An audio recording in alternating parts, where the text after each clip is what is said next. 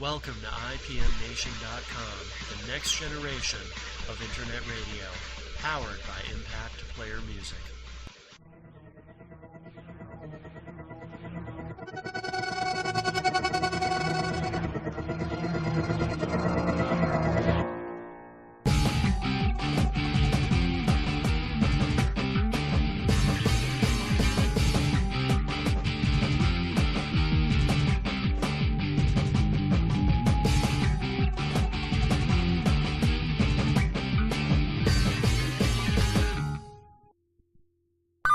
Welcome to another edition of Matt Connarton Unleashed, and we have a guest calling in right now.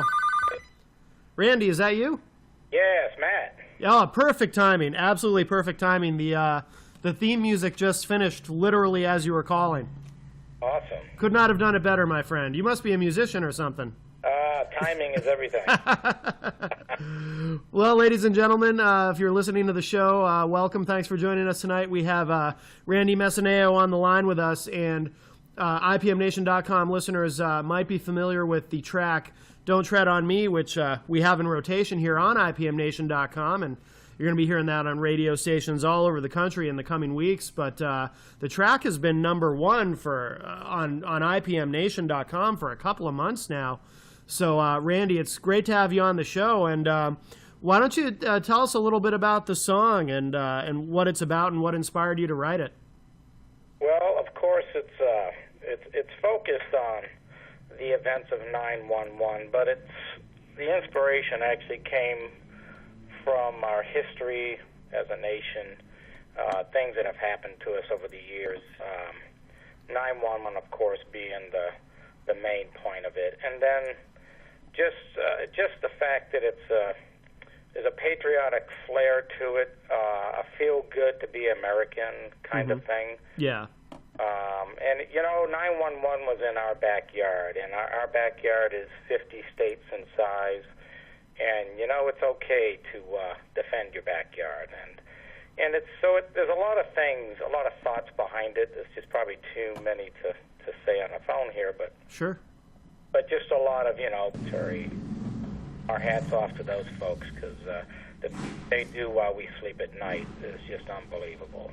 And hopefully, it just makes people think and be glad to be American and to be glad to have those men and women on the front line keeping us safe at night so we can sit in our homes and do what we want. It's just, we take it for granted, and this song is kind of everything American from past to present to future, And I think that there are a couple of different themes which you mentioned that people can really connect with in the song. Obviously, everyone has a connection to what happened on 9/11, but also too, you talk about the military and how they're fighting for us and whatnot. And we do. It is tragic, but we do tend to take the military for granted in this country. And I think what's great about the song is it makes the point that it is important to recognize what these people do for us, and that it really doesn't matter where you come down on the war or what we should be doing politically. Regardless of whether you could be against the war, but it's still important to appreciate the military, whether you're for or against the war. These people are, the military has no choice as far as where they're sent and what they're told to do. They get their marching orders and they go, and they, they're out there doing it for us, doing it out of their patriotism and doing it for the country. So. Exactly.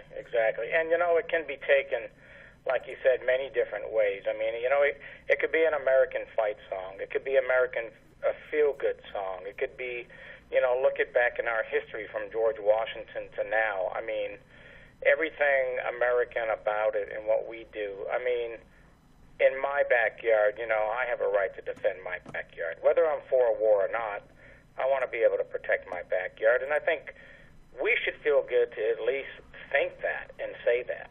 Exactly. And it's almost like today, like we're afraid to say that, It's, and that's, it gets pretty deep. But it can mean many things to a lot of folks. It can mean, just appreciating our way of life and driving down the highway. It's written for the person on the subway. It's written for the person at a ball game or mowing their backyard. It's just kind of basic, but can be taken in many different ways.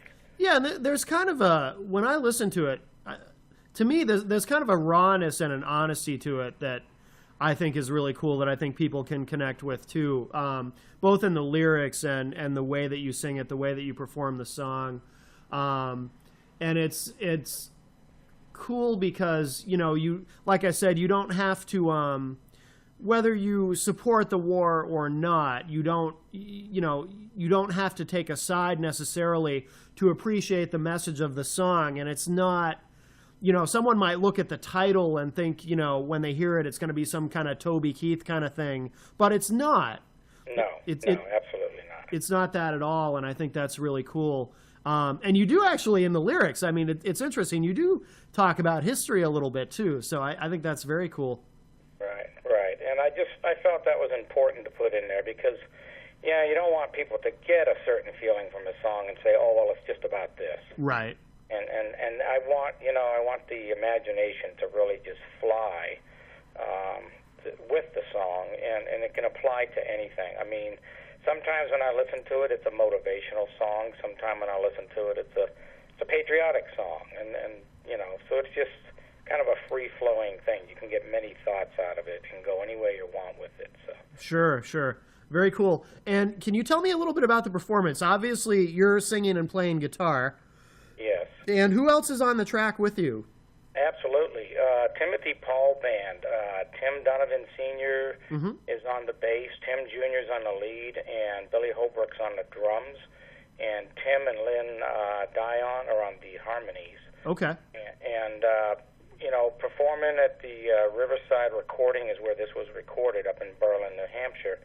Awesome bunch of folks to work with, and that studio is just super. I mean, I haven't been in a studio in years, and of course, when I was in it, it was VHS and all that old stuff. And our listeners are probably, a lot of them are probably familiar with the Timothy Paul Band. They had a very popular track here on IPMNation.com called Sidewalks. Yes. Which is a great song and did really well. Now, have you recorded other music there as well, or is it just this for the moment?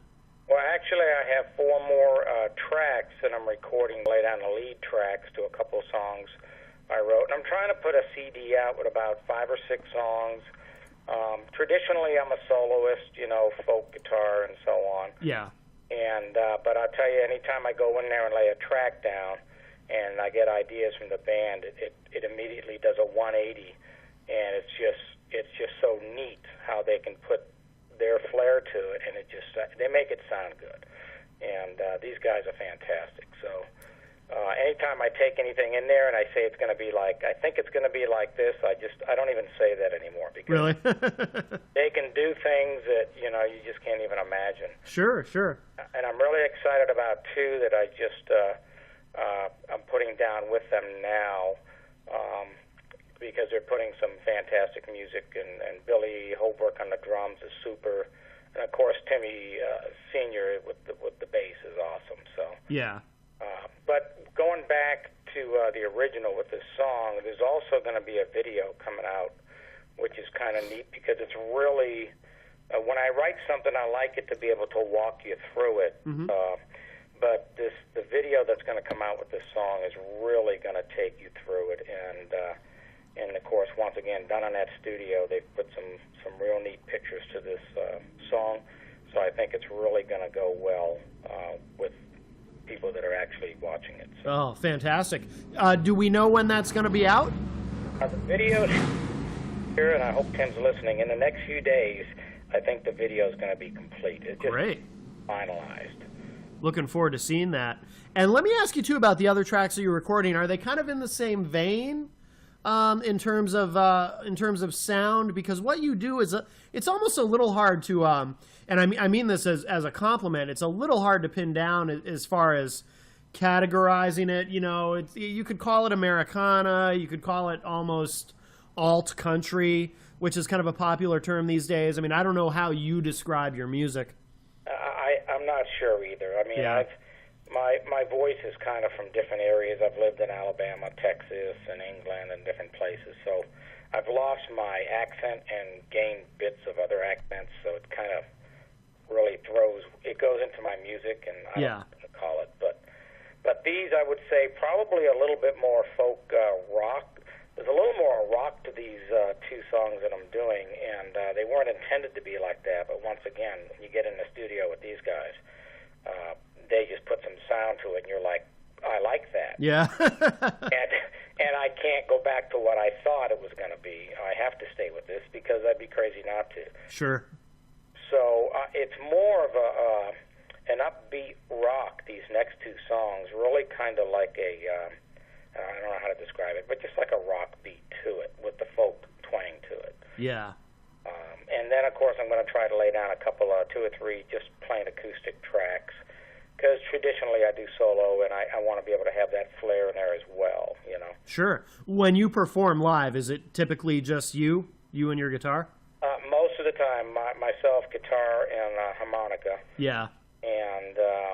And I usually do farmers markets up in this area in Berlin and Bethlehem, New Hampshire. Sure. And there's a pub actually 4 or 5 doors down the street from me. I couldn't have moved to a better place. I usually play there Friday nights, and I can stagger or walk home. Yeah. Which works out pretty well. Yes. I did get stopped by the cops one time, but that was almost for a walking while intoxicated. But I stumbled into my yard safely. So. Oh, excellent. The safety of the yard. Oh, yeah. But that's pretty much what I do is solo. Actually, about a month ago, we were actually able to perform Don't Tread on Me with the United We Band concert that was in Berlin at the Notre Dame Arena, and I performed it with Timothy Paul Band. Oh, wow. Which was neat. We just got done recording it, and then a week or 2 later, we played it at the concert there, so that was kind of nice. Is there, do you know if there's any video of that online on YouTube or anything? I'm not sure if that was taped or not. Yeah. I don't remember that. It'd just be a cool thing to see. I did find on YouTube a video of you from quite some time ago, it looked like. I'm sorry to hear that. Yeah, that was a song I wrote called America on the Run. Yeah. And kind of like the 911, back then we were kind of on the run with the terrorist stuff going on. Sure. That was the flair to that song, and I might redo that one, and of course, I probably would do it with the band. Yeah. Really, but I'm not sure. That was kind of like 20-something years ago, so. Right. And when I see it, I kind of cringe. You know, it's one of those things you do, and you're like, oh, my God. I thought it was cool when I watched it. Everybody's their own worst critic, you know? But you're right. I mean, we had terrorism then. It's something that's always been with us, and unfortunately, I'm sure it always will be, you know, to some extent, whether we like it or not. But now, do we know the album that you're recording now with these new tracks? Do we have any idea when that might be out, or is it too early to really know? I'm looking for August. Oh, okay. Probably mid-August. Great. I'm a school teacher by day, so Yeah. I'm off for the summer, so I'm trying to slam all this in there. Yeah. And, of course, with the recording studio, the Riverside Recording, working with me, it's going so well right now. So I think they gave me a 1 August date. We may be able to have this out, but I'm going to think probably mid-August. Yeah. Oh, very cool. Good. So I want to get that out there. So probably have about 5 or 6 songs on it. Absolutely. Well, you know, I'm sure we all look forward to hearing the new stuff. And this track, Don't Tread on Me, has just, like I said, it's just done phenomenally well. It's been #1 on IPMNation.com for a couple of months straight. It's amazing. And, you know, I know it's going to be on radio throughout the country, from what I understand, in the next several weeks. So maybe you might be playing a few more places than just the local pub there before you know it. That sounds good. I'm up for that. Absolutely. I thank the IPM Nation listeners, and I'm new to this IPM Nation and the internet radio, but everything I've seen on there, all the folks you have on there, General Money, Jim Tyrell, all those guys on there, just awesome music. So it's just kind of neat to be a part of that. Yeah, no, it's great to have you be a part of it. So very cool. Well, Randy, it's getting late. We'll let you go. I'm actually after we wrap up on the phone here, I'm going to play "Don't Tread on Me" for anyone who hasn't heard it yet. Of course, you can listen to it on demand here on IPMNation.com, but I also want to play it during the show. And after that, I'll come back and talk with the folks. But we'll let you go. But Randy Messineo, thanks very much for being here with us tonight, man. This is very cool. No problem. My pleasure. Thanks for having me, man. And we'll talk to you again soon. Okay. Okay, thanks, Randy. Bye-bye. All right. Bye. All right, so that was Randy Messineo, a great guy. I've gotten to know him a little bit and really like him a lot. And I'm very interested to see what the future brings with his, not only with his current hit, but also the new music that he's doing. And Timothy Paul Band is just great, so that's really cool. I'm glad that he's working with them, and that's actually how Randy and I met. But I'm going to play this track. This is "Don't Tread on Me" from Randy Messineo. When we come back, we'll talk some politics. I have a few things to say. I might have a comment or two about Michelle Bachmann and some other things. But this is "Don't Tread on Me" from Randy Messineo here on Matt Connarton Unleashed on IPMNation.com. Check it out.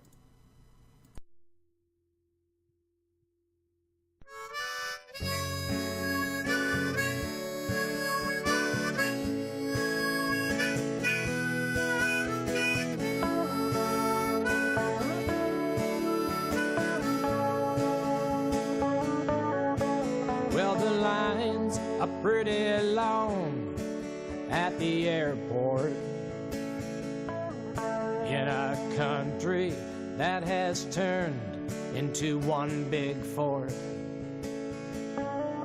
As the children whine and cry while they wait, 'cause there's strangers in this world spreading hate. Remember the rising sun on a September morning. It happened fast, just like a flash, without warning. Lost some souls in New York, D.C. and the PA fields. Just like a bad dream you wish you never had to feel. So don't tread on me, I'll take you down. If George Washington was here, he'd say fight for higher ground. Yeah, we fly our flag, and we fly it right. For those who guard us in the day and through the night. Some hung their heads low, yet some cried a tear. Some stood up and tall, like heroes without fear. We're coming tunes, yet through the deepest waters, yeah, we're coming after you.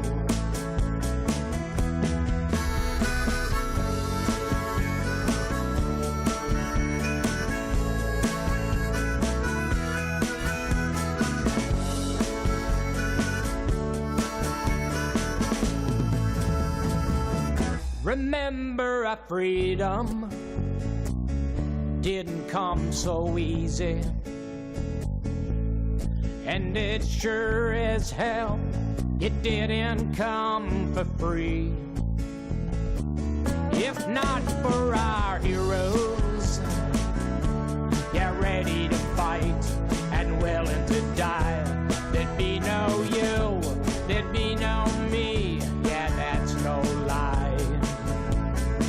So don't tread on me. Don't tread on me. I'll take you down. I'll take you down. So don't tread on me. Don't tread on me. I'll take you down. I'll take you down.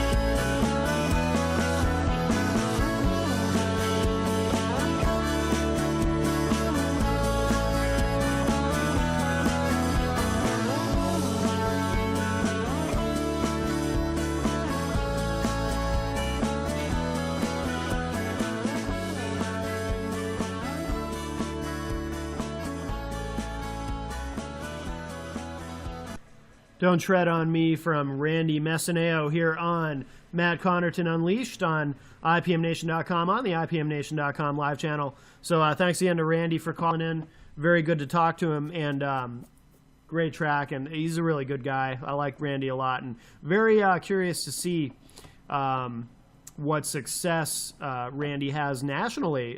Like I said earlier, I made mention to it that song is going to be going out to radio stations nationwide, and it's been very successful here on IPMNation.com, so I think it's going to do well everywhere. And if you want to check out more of Randy, too, he does have a profile right here on IPMNation.com. You can go to his profile page anytime. And, of course, you can listen to that track anytime on demand here on IPMNation.com. So we'll talk a little bit of politics here tonight. That's one of the things we do here on Matt Connarton Unleashed. And I want to talk about, I hadn't planned on talking about this, but actually a comment to make just briefly. You know, in talking to Randy during that interview, I had mentioned that one of the great things about the song is that you don't have to be pro-war or anti-war to appreciate the sentiment of really supporting the soldiers and what they do for us. And I think it's very important to remind people that you don't have to be pro-war to support the soldiers. One of the things that just makes me nuts is when people try to say that people who don't support the war or wars, now that we're fighting multiple wars, when people accuse them of not being patriotic or of not caring about defending the country or being weak on defense, it's very frustrating to me. Just because if you happen to be anti-war, it doesn't mean that you don't support the troops. You can still support the troops and not be in favor of military action. I don't agree with going into Libya. I think the invasion of Iraq is the worst military decision probably in the history of our country. I just think it's dreadful. Never should have been done. I understand why we went into Afghanistan. I think we should have gone in, kicked the Taliban's ass, and left. All this nation-building nonsense is horrendous. It's bad for us, and they don't want us there. So there's a lot of things about our foreign policy that I disagree with. And unfortunately, there are some people who will respond to my thoughts and ideas about this with saying, well, you know, you're obviously not a patriot and you don't care about America and this and that. And you know what, that's fine. Some people want to say that and think that, and some people are ignorant. But what really upsets me is when people fail to understand the difference between supporting war and supporting the troops. Because while I disagree with much of our military action, and I think a lot of it is ill-conceived and just a bad idea and a series of misadventures, I absolutely love our military. These people put themselves in harm's way for us. You know, to strap on some weapons and to go somewhere, to go to a hostile environment and be shot at. You know, that takes more balls, quite frankly, than I have and ever will. You know, I wouldn't do that. I just have enormous respect and love for our nation's military. I really do. And the men and women who put themselves in harm's way for us, I'm in awe of them. I truly am. Not that they're perfect. Sometimes things, you know, there are military scandals that happen, and, you know, mistreatment of prisoners and things like that. We have seen examples of that, and those things are extremely upsetting, and they should make us all angry when those things happen, and those things need to be prevented and investigated when they do happen. But on balance, I think our military is amazing, and I get very angry when I'm critical of our country's foreign policy and someone tries to turn that around as saying that I don't support the military. To be completely honest with you, sometimes I feel badly for the military because I feel like, well, a couple of reasons. You know, when we go and fight these wars that I think are reckless and irresponsible, I feel as though our military, they're victims in a sense, because, as I mentioned during the interview with Randy, they have no choice. They don't get to choose what wars to fight or where they're going to go or what they're going to have to do. You know, they didn't choose to have to go into Iraq. Like I said, I think the invasion of Iraq, a horrible idea. Terrible, terrible. But, you know, our military, part of the deal is they go where they're told, and they do what they're told they have to do. They're given their orders, and, you know, if they're told to go and die for our country, that's what happens. Unfortunately, with our foreign policy is our military men and women who very bravely are sent to go and fight these wars, they end up dying for someone else's country. And that's what I have a problem with. But that's not a problem that I have with the military. That's a problem that I have with our civilian leadership. Our men and women in the military should not have to die for Iraq. They should not have to die for Afghanistan. And I get extremely angry at these people who are so pro-war that they can't understand that some of us who are not pro-war, they don't understand that you can still support the military and be pro-military without necessarily being pro-war. So I think that's what I meant when talking to Randy, and I said that I think people can connect with the song and the theme of appreciating our military without necessarily being pro-war. And, you know, if anyone has a comment about that, I'd love to take some calls tonight. 603-518-5440. The line is open if anyone has anything they want to say, if someone wants to call and argue with me, if someone wants to call and comment on the track, Don't Tread on Me by Randy Messineo, our guest tonight via phone. Please, by all means, give us a call, 603-518-5440.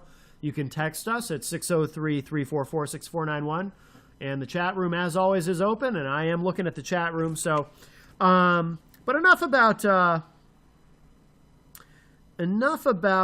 my little rant on the military. I do want to talk about briefly a couple things to mention. We did launch a new political channel here on IPMNation.com. You can go to it directly, of course, IPMNation.com/politics. But it is a channel within IPMNation.com, and if you go to that, you'll find, of course, a link to this show, also a link to the Mar Regime, which is another new political show that launched at the same time as this one. The Mar Regime is actually a television show, but you can get the audio podcast anytime. But if you want to watch us on TV, you can. We are live Wednesdays at 6 p.m. Eastern Time here on IPMNation.com. So there's a link to that on the politics channel. There's also a link to Democracy Now!, which is a syndicated program that we carry live every weekday morning at 8 a.m. Eastern. And there's also a link to Fox News Radio, which we've also been carrying here on IPMNation.com for some time. And they have all kinds of programming throughout the day. So you definitely get a mix of stuff. You know, you've got your more right-leaning stuff with the Mar Regime. Cheryl, of course, is a conservative Republican. I'm on there to provide a little bit of balance. You know, and also your right-leaning content with Fox News Talk Radio. Democracy Now! Definitely is more of a left-leaning show. And then my show, which is kind of center-left. I am a centrist, I'm an independent, but I have a tendency to vote Democrat, as anyone who's been listening to the show knows.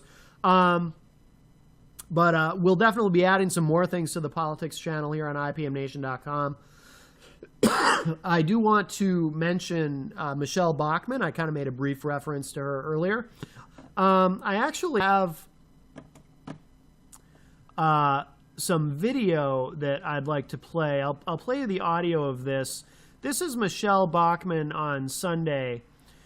She was on George Stephanopoulos on his program on ABC on Sunday mornings. You know, you have all the Sunday morning talk shows. Let's play this this audio. This is Michelle Bachmann's latest gaffe that I think is interesting. I want to play this for you, and then I will comment on it immediately after. So here it is. Well, or here it is in a second. Okay, here we go.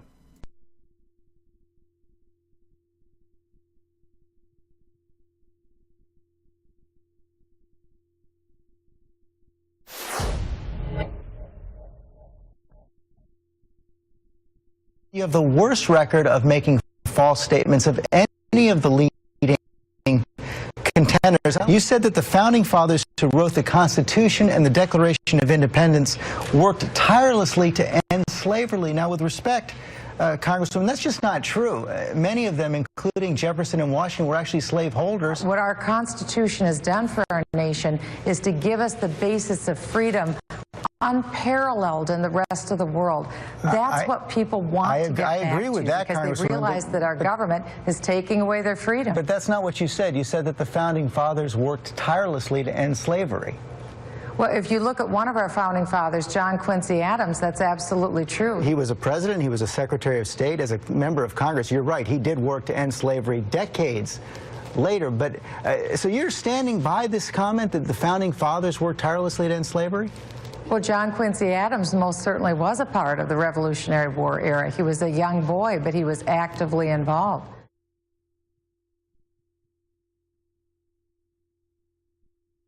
Oh, sorry for the delay there. That ended a little quicker than I thought. So that is Michelle Bachmann Sunday morning on George Stephanopoulos on ABC. We got a problem here, and the problem is this woman could possibly be the next president of the United States. I'm not kidding. Voters seem to really be embracing her. She's getting to be very popular. She's doing very well in Iowa. Now, I know she has connections there with the voters in Iowa, and I know that she's campaigning there. But, you know, a lot of people are saying, well, she's going to do well in Iowa, but that doesn't mean she's going to have the legs to go any further than that. She might perform well in Iowa and then drop out. She's not going to win the primary in New Hampshire. She's not a serious candidate. She's still a fringe candidate. I'm not convinced of that, and I'm concerned. I can't put it any plainer than this. She doesn't seem very knowledgeable. I'm going to stop short of saying that she's stupid, because there is a difference between stupidity and ignorance. I think she's very ignorant about American history, clearly. She sat there during that clip talking about how the founding fathers worked tirelessly to end slavery. That is not true. Now, even if you're a conservative Republican and you like people like Michelle Bachmann, chances are, if you know anything about American history, you know that what she said on its face is factually incorrect. It is every bit as incorrect as Sarah Palin's comment about Paul Revere talking about firing shots and ringing bells to warn the British that they weren't going to be able to control us anymore, or whatever the hell she said. It didn't even make sense. But for anyone who doesn't know, the founding fathers were slave owners. And then she starts talking about John Quincy Adams, which, as George Stephanopoulos pointed out, was much, much later. He was not one of the founding fathers. But Michelle Bachmann, when confronted with, facts, and as Bill O'Reilly likes to say, facts are stubborn things. You know, a fact is a fact. When she's confronted with this stuff, she tends not to back down, just like Sarah Palin wouldn't back down. Sarah Palin, after her Paul Revere comment, she would not back down. She went on Fox News saying that, well, I didn't really get it wrong. I mean, Chris Wallace called her on it. She's like, well, no, I didn't get it wrong exactly. She tried to spin it so that she was correct. And then Palin supporters actually went on Wikipedia and tried to change the information on Wikipedia to reflect that Sarah Palin was actually correct in what she said. This goes to a point that I made in episode 1 of the show, and I want to revisit it because I really want someone to explain this to me, and no one has yet explained this to me. What is it about Republicans that you guys embrace anti-intellectualism? You guys like people who don't know anything, and I don't understand. I mean, it first became obvious in 2000. You know, you nominated George W. Bush for the presidency, and then he went on to win. And here was someone who, in my estimation, was not intellectually up to the task of being president. Gee, maybe that's why we ended up in Iraq. But, please. Someone is getting me some water. Thank you very much. I'm already, I'm starting to cough a little bit. I'm still not completely over this thing in my throat. Anyway, but I'm getting worked up, and I can't help it. I don't understand why Republicans gravitate toward candidates who don't know anything. Like Sarah Palin, like Michelle Bachmann. I mean, don't get me wrong, in a way I'm glad that she's in the race because it's going to be very interesting. She's a gaffe machine. She's going to say more stupid stuff, and it's just going to be that much more entertaining as we go. Now, there is a difference. There is a difference between stupidity and ignorance. She's definitely ignorant. I'm not going to say she's actually stupid. I may have said that before on this show. But there is some weird, twisted sort of intelligence in that woman's head, because she is very well spoken, and she does know how to kind of she thinks quickly. When she's cornered, thank you. When she's cornered with, facts and history, she's very good at sort of bobbing and weaving, and George W. Bush, when he was caught where he didn't quite know how to react to something, I mean, you could almost see it in his face. Actually, what was interesting about George W. Bush for 8 years was he has a very expressive face. He has one of those faces that can convey multiple and even conflicting emotions simultaneously. That guy, if you watched him at a press conference, he could literally look really cocksure and kind of cocky and arrogant and look completely lost and confused at the same time. Both of those, you could see them in his face at once, like he's trying to look really cocky and in control of the situation, but he's got kind of a deer in the headlights thing because he knows he's just been asked a question that he doesn't know how to answer without going, Michelle Bachmann doesn't have that. She's very quick. She's very good at sort of the jujitsu of these types of interviews. I mean, I saw her, I'd pull up the audio, but I don't have it ready, so I don't want to, it is a live show, I don't want to spend the time, but if you go on YouTube, you can also find the, if you haven't seen it, the clip of Chris Wallace on the Fox News channel Sunday morning asking her if she was a flake. I mean, he literally said, "Are you a flake?" because a lot of people are calling her that. And she handled that very well. I give her credit. She's a smart politician. So there is some intelligence to her. I'm not saying Michelle Bachmann is stupid. I'm just saying she's very ignorant. And you guys seem to like that. I still really want someone to explain to me. I want a conservative Republican, a Tea Party, or whatever the hell you guys want to call yourselves, a libertarian. I want someone to explain to me why you guys like candidates who don't know anything? Does it make you feel smarter? What is it? What is going on there? And you know, it's not as though there aren't smart Republicans. Newt Gingrich, who I know he's not a very popular guy. Everyone kind of thinks he's a scumbag. Even Republicans think he's a scumbag. But, gotta say this for him. That man is highly intelligent. He is a very, very smart guy. He is, whether you agree with him or not, love him or hate him. I know my liberal friends don't want to hear me say anything complimentary about, of all people, Newt Gingrich. Liberals think he's Satan. But I got to give the devil his due, perhaps literally. He is very, very intelligent. I've said it before. Excuse me. If I happen to turn on C-SPAN late at night, yes, I am that much of a political nerd. I've been known to watch C-SPAN.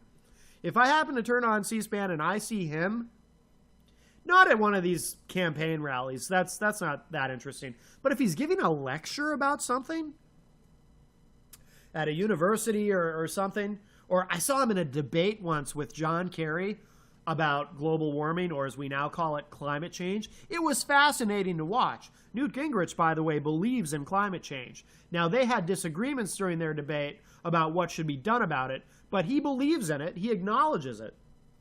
You know it must be real if Republicans are acknowledging it. Anyway, he's a very, very intelligent guy, and he actually has ideas. He doesn't just spout whatever the Republican talking points are. He actually has ideas and independent thoughts. Mitt Romney's another guy, very, very smart. I have a lot of mixed feelings about him. I kind of like the version of the moderate Republican version of Mitt Romney that ran Massachusetts. I like that version of Mitt Romney. The weird conservative version who's saying and doing whatever he has to win the nomination. I'm not so crazy about that guy. But the Mitt Romney who I suspect is the real Mitt Romney, the pro-choice moderate Mitt Romney who was governor in Massachusetts, I like him. He's okay. But another very smart guy, a capable guy. You're not going to catch him in some sort of weird gaffe. There are smart people. There are intelligent people within the Republican Party. So what is it about people like Michelle Bachmann and Sarah Palin that you guys latch on to? Please, someone explain it to me. If there are any Republicans who listen to this show, I'm dying to know the answer to this. I'm not trying to be cute about it. I'm not trying to be a smartass. I'm genuinely interested. Explain it to me. Because I don't get it, and I really want to know. And I'm very concerned because I actually think Michelle Bachmann could be president. I didn't think George W. Bush, back in 2000, I didn't think there was any way he could possibly defeat John McCain for the Republican nomination. But he did. And look what we got. Even Republicans aren't happy with his legacy. So I'm concerned. I don't want someone with her intellect or lack thereof in the presidency. And by the way, another thing with both her and Sarah Palin, my understanding is they're both evangelical Christians. I might have said this on the air before. I have this rule. Evangelical Christians cannot, under any circumstances, be allowed access to nuclear weapons. And I'm not trying to be funny about it. I'm actually serious. Because if you're an evangelical Christian, part of your belief system, it's endemic in what you believe, is that Armageddon is ultimately a good thing. Because Armageddon brings back the second coming of Christ, and then, whatever the hell happens then. I haven't read the book of Revelation since I was a kid, so I don't know how it's all supposed to go. Maybe there's a rapture, or maybe, I don't know. There's supposed to be some sort of big deal. I don't want that. I don't want Armageddon, and I don't want some religious freak getting ideas. You know, if we get into, say, a Cuban Missile Crisis type situation like we did with JFK back in '62, I don't want some nut with access to the button starting to think that they're hearing the voice of God in their head telling them, just go ahead and launch something because, you know, it's time. And please, I'm not just picking on evangelical Christians. I wouldn't want an Islamic fundamentalist in the White House for the same reason. Well, among other reasons. I don't want anybody who's so into their God that they're going to choose God over their country. I don't want anyone like that in the White House. I don't care that Mitt Romney is a Mormon. I really don't.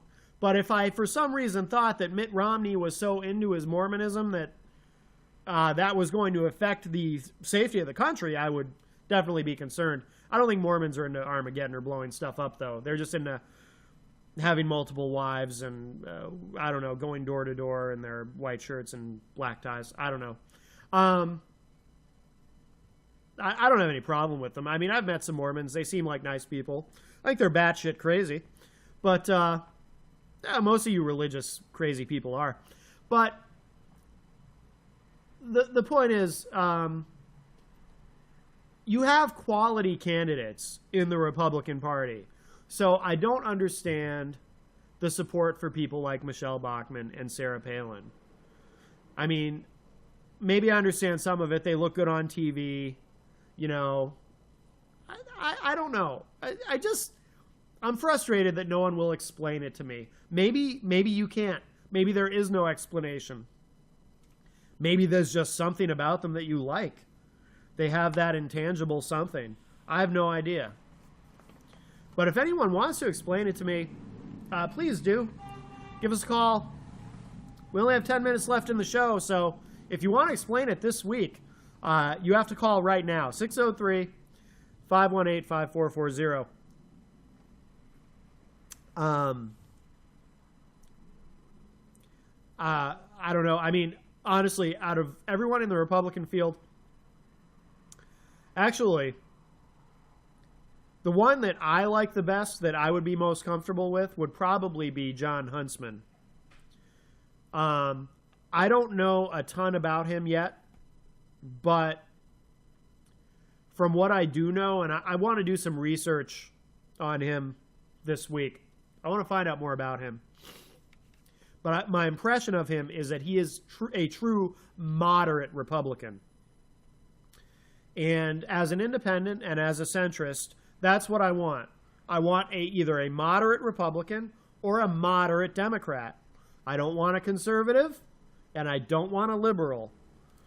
I want somebody in the middle. Because the reason I'm an independent is that both parties go too far in either direction.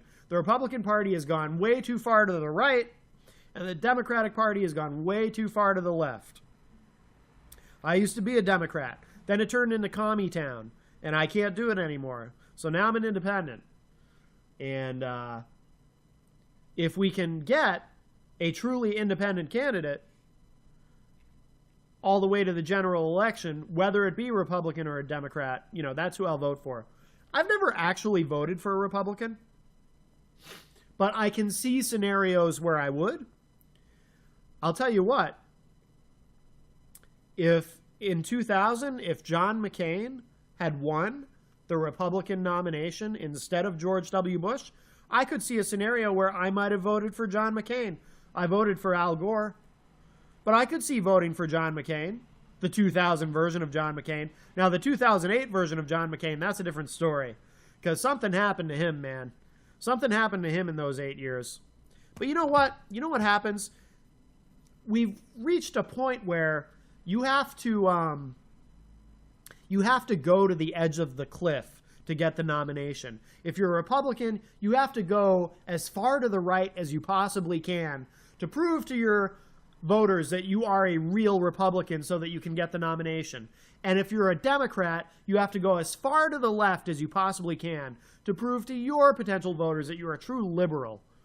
You basically have to act like a commie.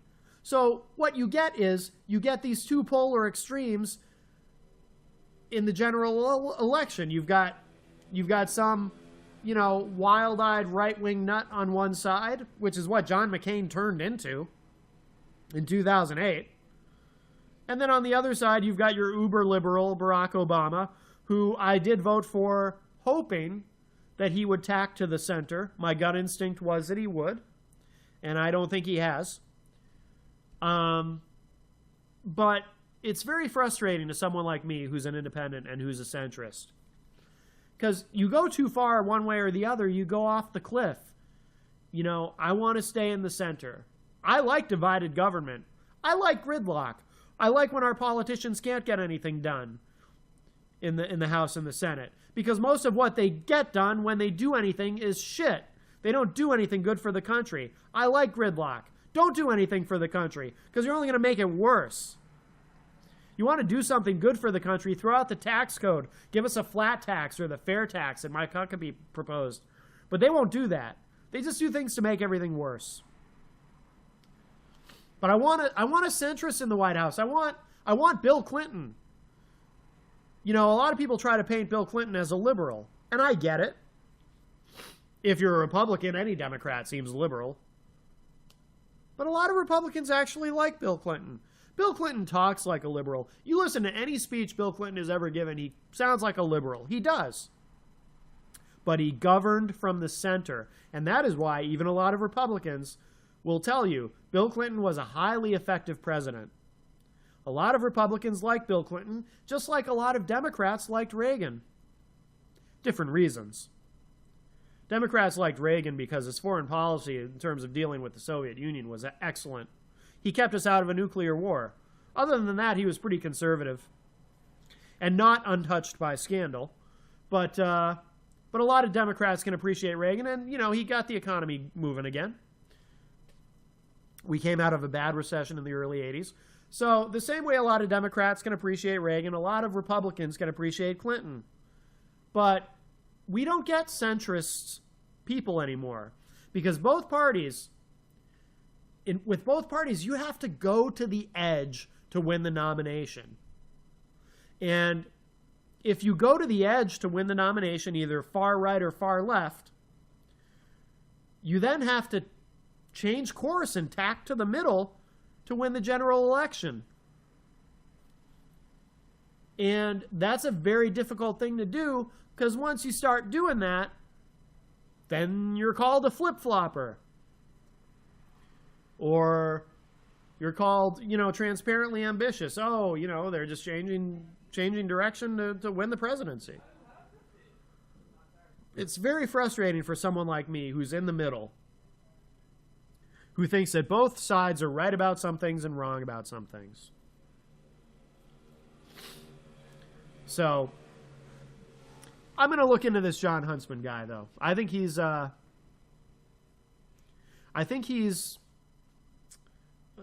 centrist. But I also think Mitt Romney's a centrist, based on his record in Massachusetts.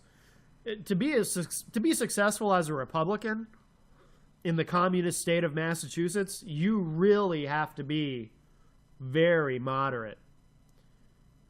But he has to act like he's some sort of uber conservative if he wants to win the nomination. His front-runner status is very fragile. My fear is we actually could end up with Michelle Bachmann.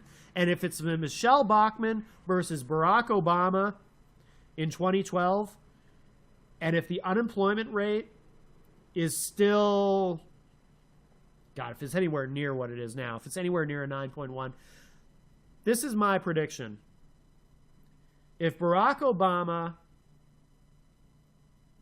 let me put it this way. If the unemployment rate is still above 8% in November 2012, whoever is the Republican nominee will win. And if it's Michelle Bachmann will be president. And I don't mind telling you, I'm a little scared. We're going to wrap up in a minute. I want to briefly touch on Libya. This is actually a big topic that I'd meant to talk about tonight, but we're almost out of time. So I'll just say very briefly. something that hasn't been mentioned enough that needs to be said is this is we're fighting a third war here.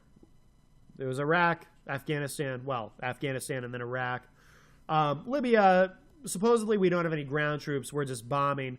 Of course, any military analyst will tell you that that's bullshit. To say that when the administration says we don't have anybody actually on the ground in Libya, that's not true. Of course, we have special forces and black ops there. They're not going to tell us that. But any military analyst will tell you there are people on the ground. But my concern is, it's not whether or not we're going to be successful in getting rid of Gaddafi. It's not even the amount of money that we're spending that our country can't afford to spend to get rid of Gaddafi. My concern is, what if we're successful? What if we actually do get rid of Gaddafi? What happens then? Remember the Powell Doctrine, you break it, you own it. What happens if Gaddafi does go? What happens then? Who fills the vacuum? Is it the Muslim Brotherhood, as what appears to be occurring in Egypt? Is it Islamic fundamentalism? What fills that vacuum, and will we have created a bigger monster than we ejected? I understand.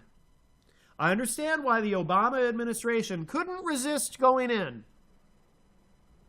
I get it. Because despite all the reasons why it was a bad idea, they were presented on a silver platter with a golden opportunity to finally get rid of a bad guy. To finally get some vengeance over the Lockerbie bombing. We know who brought down that airplane. It was a long time ago, but Gaddafi never paid for that, and Americans died on that airplane. And here we were, because of the Arab Spring, or the Tunisia effect, as I like to call it, here we were presented with this great opportunity to finally step in and get rid of this guy. Or try to. We still haven't done it. And the Obama administration said, okay, let's go in, let's do it. Maybe we'll get lucky like we did with Osama bin Laden. Maybe we'll actually get him, and get him quick, and then we can be done and chalk up another victory. Plus, Obama being a Democrat, it's very important for a Democratic president to do whatever he has to look strong on defense, because a strike against the Democrats has always been that they're weaker on defense than Republicans. Republicans don't have to go out of their way to flex their muscles as much as Democrats do. So I get why Obama felt compelled to go in. But we're still bombing. We're still spending a lot of money on a third war. The Senate voted to support the president. The Congress has not. The House has not. The president's chosen to ignore the War Powers Act, as most presidents do. Kind of a slap in the face to John Boehner, which I don't care about, whatever. But my concern is, what if we actually do get it done and Gaddafi goes? What happens next? Then we have a whole new problem. We're going to wrap up. Thanks, everybody, for joining us here tonight. Thanks again to Randy Messineo for joining us and talking about his great track, Don't Tread on Me, and still #1 on IPMNation.com. It has been for a couple of months now. You can hear that anytime you want to. Just go to the on-demand page. We're going to have actually a musical guest in studio next week. The Cranks will be here with us, so definitely looking forward to talking to them. We'll play a couple tracks from their CD. Maybe we'll talk about some things with them. We'll talk about whatever they want to talk about, you know. Maybe some politics, but maybe something else, you know. And obviously we'll talk about the band. We're going to wrap up with, I'm going to play a track. This is from hip-hop artist Sequest. He's from Massachusetts. He's got a really good song called Manufactured Anger, which I think is a great way to end a show like this. So I want to thank everybody again for joining us here on Matt Connarton Unleashed. Tonight's episode will be up and available for streaming and download. The podcast version will be up by 1 a.m. at the very latest. I'll try to have it up quicker. And you can download it, listen to it, keep it forever and ever. So thanks, everybody, and we'll see you next week. And I leave you now with Manufactured Anger from Sequest here on Matt Connarton Unleashed on IPMNation.com.